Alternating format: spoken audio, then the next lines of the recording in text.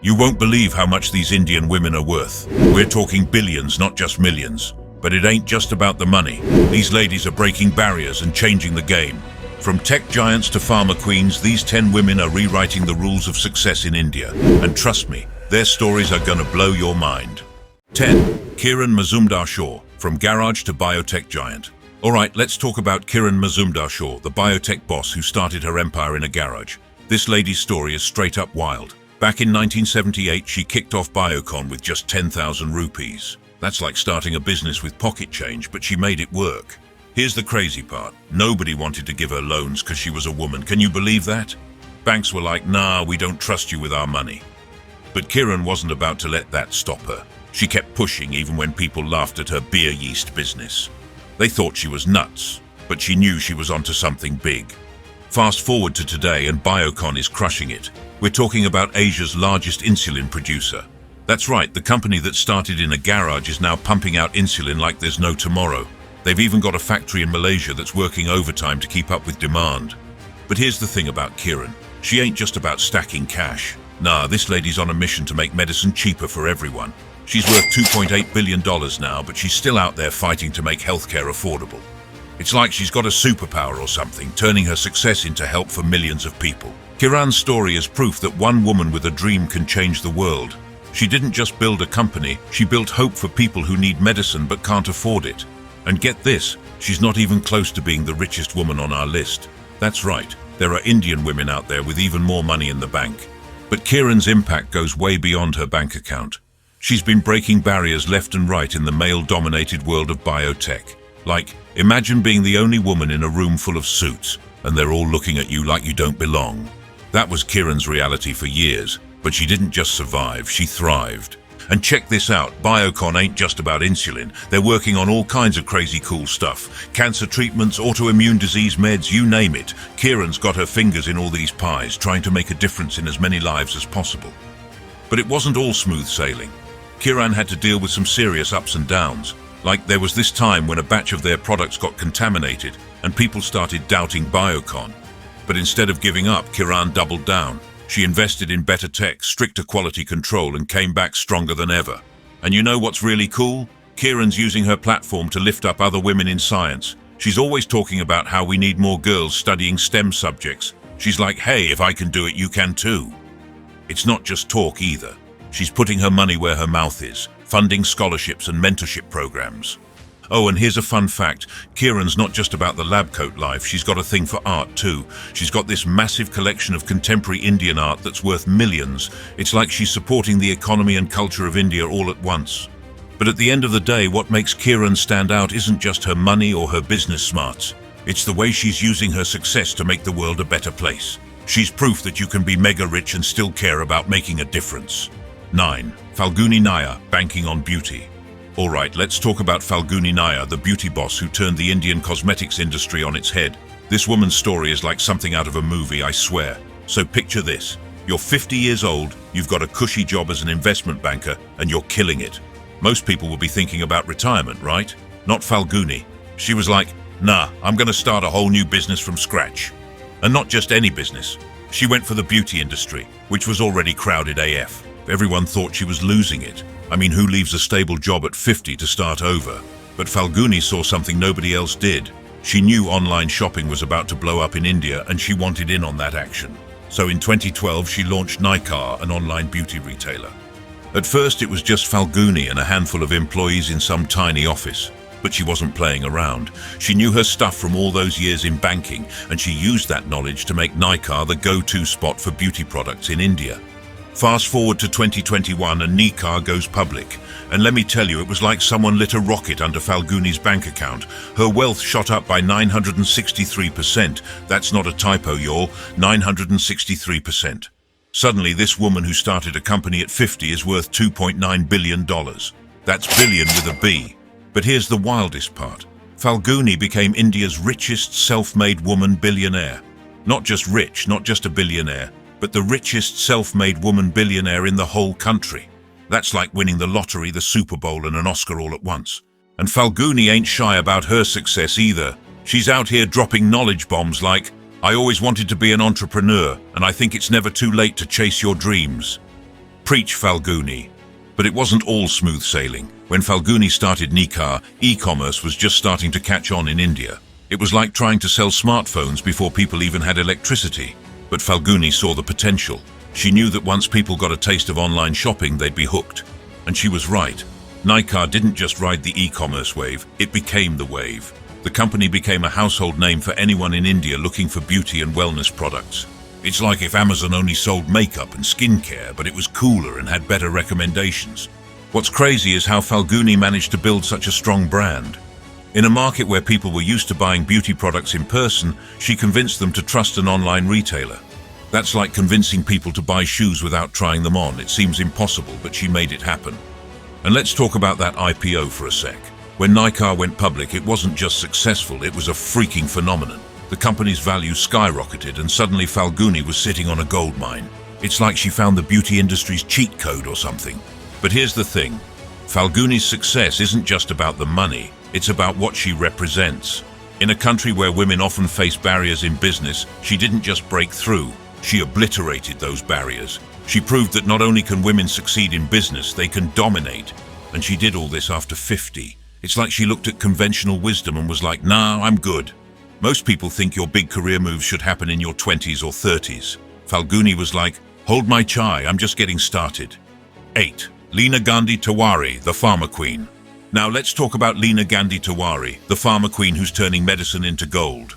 You might think running a drug company is all white coats and boring meetings, but Leena's proving it's way more exciting than that. Leena's the boss of USV, a company her dad started with Revlon back in 1961, but don't think she's just riding on daddy's coattails. Nah, Leena's taken USV and turned it into a pharma powerhouse. She's not just making medicine, she's making it so millions of people can actually afford it. That's right, Leena's got her sights set on something bigger than just profits. USV is crushing it in the world of diabetes and heart disease drugs. They're not messing around when it comes to these serious health issues. But Leena didn't stop there. She looked at the global market and thought, why not? In 2018, she went and bought a German company called Juta Pharma. Now, USV isn't just an Indian success story, it's going global. But here's where it gets really interesting. USV isn't just pumping out pills. They're into all sorts of cool pharma stuff like biosimilar drugs, injectables, and active pharmaceutical ingredients. It's like Leena's running a pharmaceutical buffet and everyone's invited. Now you might be thinking, okay, so she's good at business, big deal. But hold up, because there's more to Leena than just making money. She wrote a book called Beyond Pipes and Dreams about her grandpa's journey. It's like she's saying, yeah, I'm building an empire, but I haven't forgotten where I came from. And speaking of empires, Leena's built herself a nice little nest egg. She's worth a cool $3.2 billion. That's billion with a B. But unlike some billionaires who just sit on their cash, Leena's using her wealth and influence to make a real difference. Remember how I said USV is making medicine affordable? That's not just a nice PR line, it's Leena's whole vision. She's looking at the millions of people who struggle to pay for the meds they need and saying, I got you. It's like she's Robin Hood, but instead of stealing from the rich, she's using smart business moves to help the poor.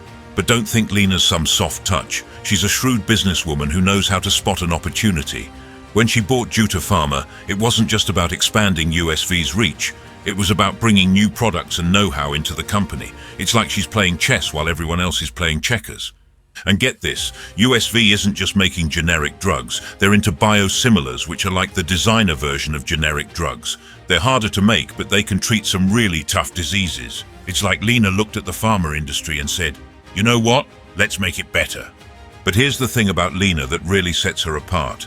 She's not just focused on the next quarter's profits. She's thinking long-term, like generational long-term. By writing that book about her grandfather, she's showing that she understands the importance of legacy. It's like she's saying, I'm not just here to make money, I'm here to build something that lasts. And that attitude is paying off big time. Under Leena's leadership, USV has become a major player in India's pharma scene. They're not just another company churning out pills. They're innovators, they're going global, and they're doing it all while keeping their prices down. 7. Radha Vembu, the silent tech titan. Ever wonder how a tech company from Chennai is giving Silicon Valley giants sleepless nights?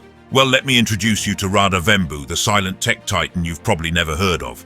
But chances are you're using her products right now. Radha ain't just another tech exec. She's the brain behind Zoho, a company that's challenging the likes of Google and Microsoft. And get this, she started as a product manager. Now she's overseeing more than 45 products. That's right, 45. We're talking Zoho Mail, Zoho Workplace, Zoho CRM, and a whole bunch more. But here's the kicker. Zoho ain't just another startup trying to make it big. In 2021, their revenue hit $1 billion. Yeah, that's billion with a B. And Radha? Her wealth jumped 127% in just 1 year. Now she's worth $3.3 billion. But you won't see her flashing it around or bragging about it on social media. Nah, Radha's all about building great products and taking care of her employees. She's proving that you don't need to be in Silicon Valley to build a tech empire. Chennai's where it's at, baby. So how did Radha and Zoho get so big? It's all about innovation and keeping things fresh. They're not just copying what the big guys are doing, they're coming up with their own ideas, their own products, and they're doing it faster and cheaper than the competition. But here's the thing, Zoho ain't just about making money, they're known for their employee-centric policies. While other tech companies are laying off thousands of workers, Zoho's taking care of their people. It's like one big family over there. And let's talk about their products for a sec. Zoho Mail, it's giving Gmail a run for its money. Zoho Workplace, it's like Google Workspace but with a twist. And Zoho CRM, sales teams are ditching Salesforce for it. But Radha ain't stopping there. She's always looking for the next big thing.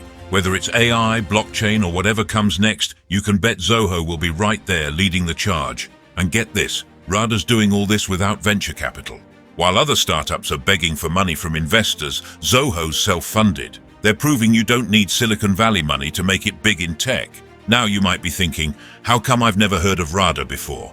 Well, that's just how she likes it. She's not out there doing TED Talks or gracing magazine covers. Nah, she's too busy building her empire. But don't get it twisted. Just because you haven't heard of her doesn't mean she ain't a big deal.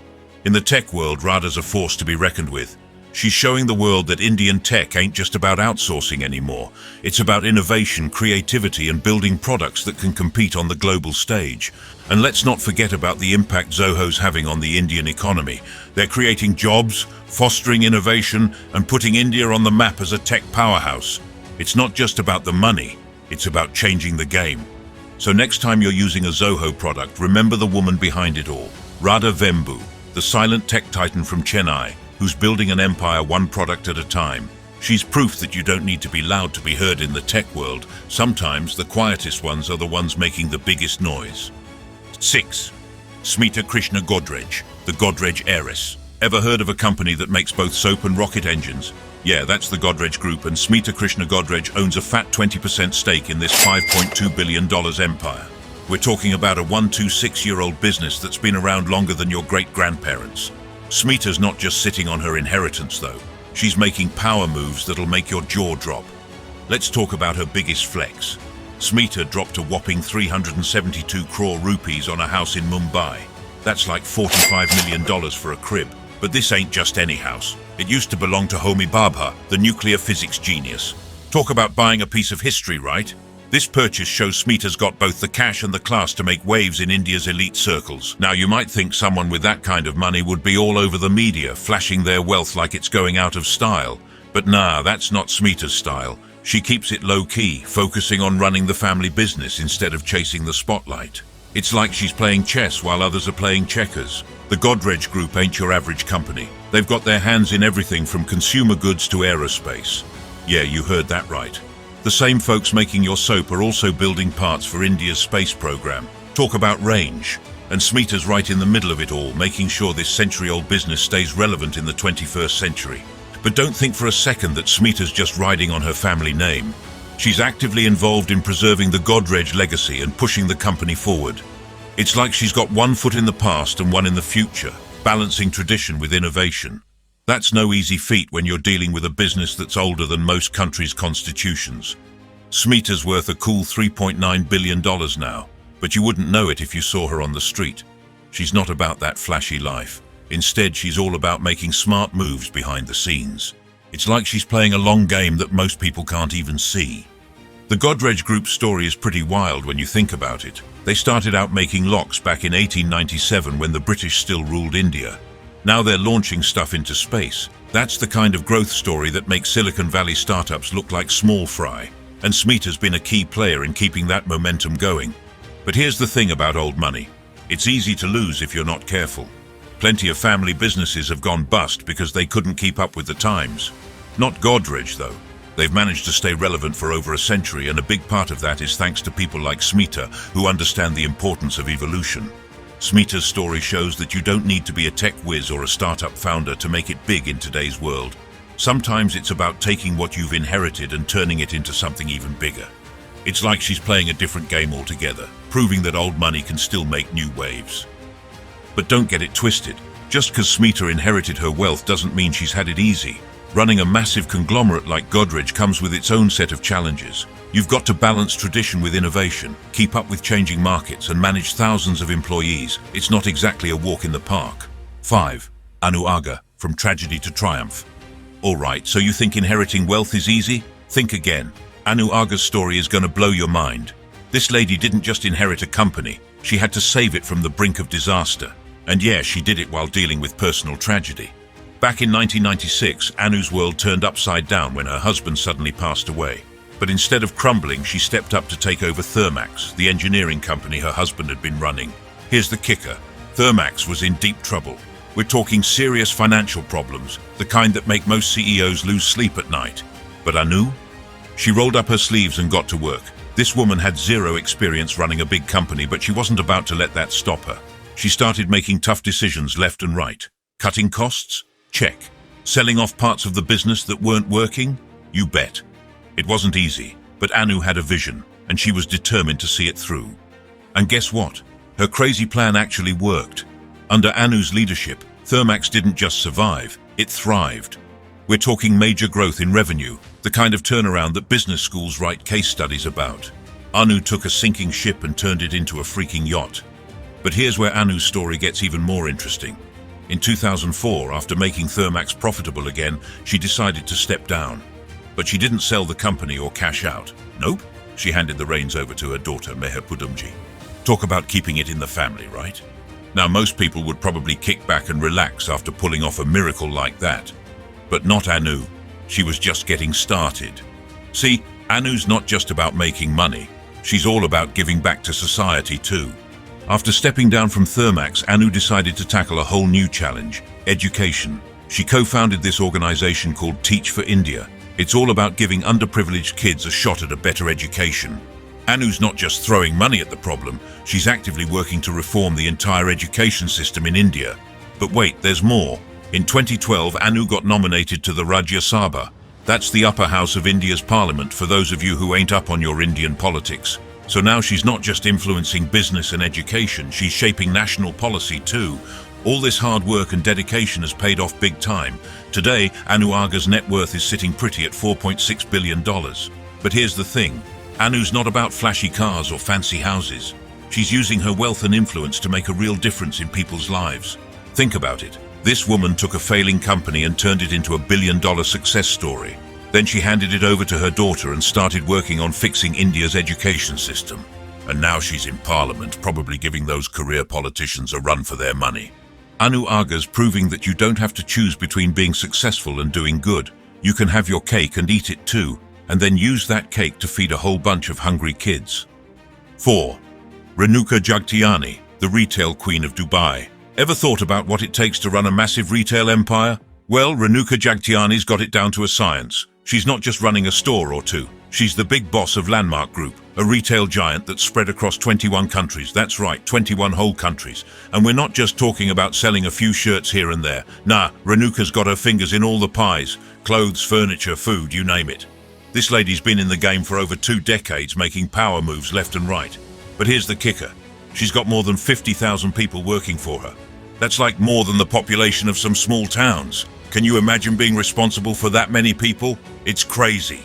But Renuka didn't just wake up one day and boom, she's running this massive company. Nah, Landmark Group started off as just one little store in Bahrain. That's right, one store. And now, it's a $6 billion empire. Talk about growth, right? And get this, Renuka herself is worth a cool $4.8 billion. That's billion with a B. But don't think Renuka's all about the cash. She's got a heart too. She's big on giving back to the community. It's like, yeah, she's made it big, but she hasn't forgotten where she came from. That's pretty cool if you ask me. Now let's talk about how Renuka runs this whole show. She's the chairwoman and CEO of Landmark Group, and she's been the one steering the ship for years. Under her leadership, the company's been expanding like crazy in the retail and hospitality sectors. We're talking worldwide domination here, and Renuka's not just sitting back and letting things happen. Nah, she's been the main brain behind the company's strategy for over 20 years. That's some serious long-term thinking right there. She's always looking for new markets to conquer, new ways to grow the business.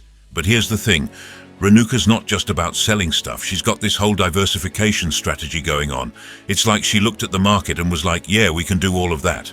Clothes? Check. Furniture? Why not? Food?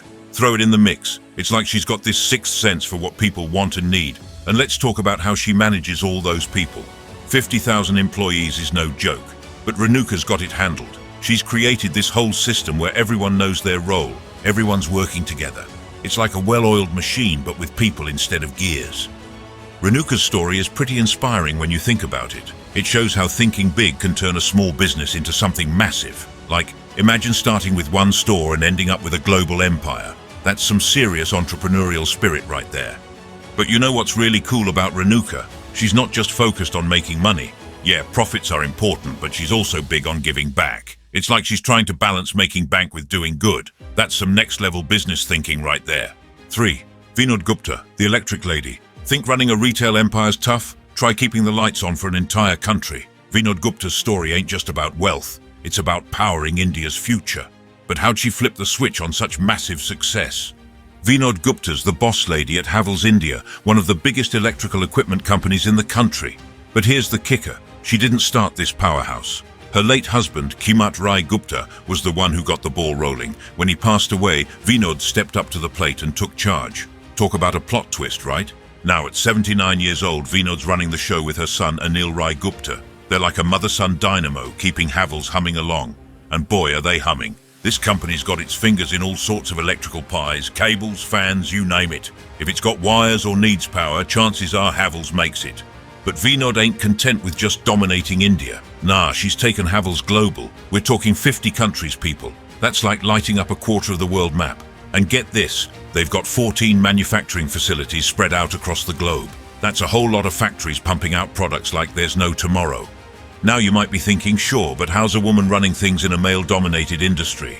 Well, Vinod's proving that gender ain't nothing but a number when it comes to business smarts. She's been crushing it in an industry where most of the bigwigs are dudes. Talk about girl power, right? And let's talk numbers for a sec. Vinod's sitting pretty with a net worth of $5.7 billion. That's billion with a B, folks. But here's the thing, she ain't resting on her laurels. Nope, Vinod's still pushing for more. She's like the Energizer bunny of the business world, just keeps going and going.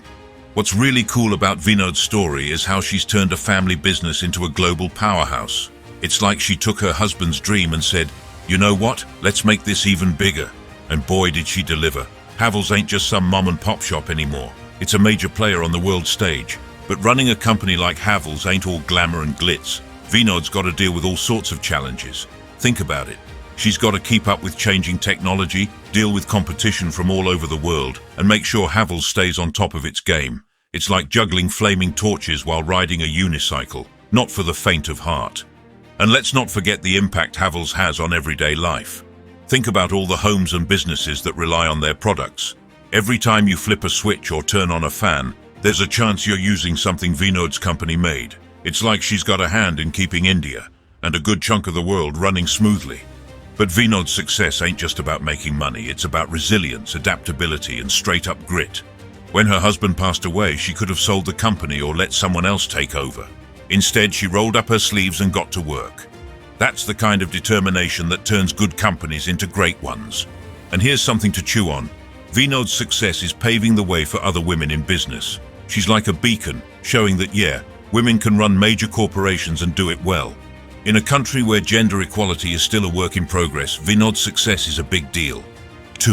Rekha Jhunjhunwala, the stock market wizard. Speaking of paving the way, ever heard of the woman who inherited a fortune and turned it into an even bigger one? Rekha Jhunjhunwala's got a $7.8 billion trick up her sleeve, and it ain't your average investment strategy. When Rekha's husband Rakesh Jhunjhunwala passed away, she didn't just inherit his wealth, she inherited a whole empire of stocks. We're talking about a portfolio spread across 29 different companies. That's like owning a piece of half the businesses in your neighborhood mall, but way bigger. Rekha's got her fingers in some serious pies. She's got stakes in Titan, the company that makes all those fancy watches and jewelry. Then there's Tata Motors, you know, the guys who make those cars you see everywhere. And let's not forget Crisil, a big shot financial services company. It's like she's got a golden ticket to every major industry in India. But here's the kicker. Rekha ain't just sitting back and watching the money roll in. Nah, she's out there making moves. She's actively managing all these investments, making smart decisions to keep that wealth growing. It's like she's playing a real-life version of Monopoly, but instead of plastic houses, she's dealing with real companies and real billions. Now you might be thinking, sure, she inherited a bunch of money, what's the big deal? But here's the thing, managing that kind of wealth ain't easy. It's not like she can just stick it all in a savings account and call it a day. The stock market's a wild ride, and Rekha's net worth changes faster than you can say bull market. One day it's up, the next it's down. But overall, she's keeping that $7.8 billion steady and growing. What's really cool about Rekha's story is that she's proving you don't need to be the CEO of some mega corporation to be one of the richest women in India. She's not out there running factories or managing thousands of employees. Instead, she's using her brain and her knowledge of the stock market to make her money work for her. Rekha's all about that long game. She's not trying to make a quick buck with risky day trading. Nah, she's looking at the big picture, making smart investments that'll pay off years down the line. It's like planting a bunch of money trees and watching them grow into a whole forest of wealth. But don't think for a second that what Rekha's doing is easy. The stock market can be scarier than a horror movie sometimes. One wrong move and boom, you could lose millions.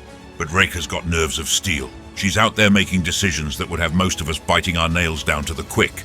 Her success is showing a whole generation of Indian women that there's more than one way to build massive wealth. You don't need to invent the next big thing or run a huge company. Sometimes it's about being smart with what you've got and knowing how to make your money multiply. Rekha's story is like a masterclass in financial savvy. She's taken what her husband built and not just maintained it, but grown it.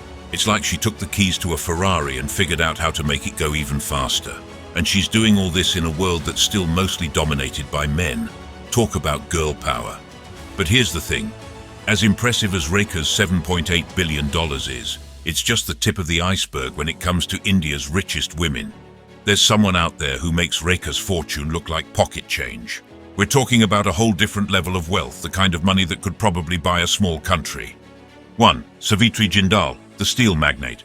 Yo, remember that lady we talked about earlier with the $7.8 billion? Well, hold on to your hats because we're about to meet someone who makes that look like pocket change. We're talking about Savitri Jindal, the steel queen of India who's sitting pretty on a fortune of $36 billion. That's right, billion with a B. So here's the deal. Savitri wasn't always the big boss. She inherited the OP Jindal Group when her husband passed away in 2005. Now most people might have freaked out or sold the company, but not Savitri. She stepped up and said, I got this. And boy, did she ever. Under her leadership, the OP Jindal Group didn't just stay afloat, it soared. We're talking about a company that's now a major player in steel and power. They're not just building stuff, they're building India's future. The company's market cap is so big it'll make your head spin.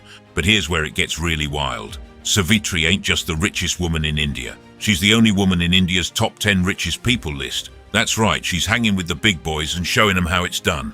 In a country where business is still mostly a man's world, Savitri's like, move over fellas, there's a new boss in town. But Savitri ain't just about making money. Nah, she's got her fingers in all kinds of pies. Back in 2005, she decided to get into politics, won herself a seat in the Haryana Vidhan Sabha from Hisar, and she wasn't done there. In 2009, she got re-elected. Then in 2013, she became a cabinet minister in the Haryana government. Talk about a power move. So picture this. You've got this lady who's running a massive business empire and also helping run a whole state. That's like being the CEO of Amazon and also being a senator. Savitri's out here proving that women can do it all and then some. Now you might be thinking, surely she's slowed down by now, right? Wrong. At 74 years old, Savitri's still going strong. She's overseeing an empire that spans multiple sectors. We're talking steel power and who knows what else. This lady's got more energy than most people half her age. But here's the thing that really sets Savitri apart. She didn't start this company from scratch. She inherited it. But instead of just sitting back and enjoying the money, she rolled up her sleeves and made it even bigger. That takes some serious skills and guts. And let's not forget, she did all this in industries that are traditionally dominated by men. Steel and power ain't exactly known for being female-friendly, but Savitri walked in there like she owned the place, which, you know, she did, and showed everyone how it's done.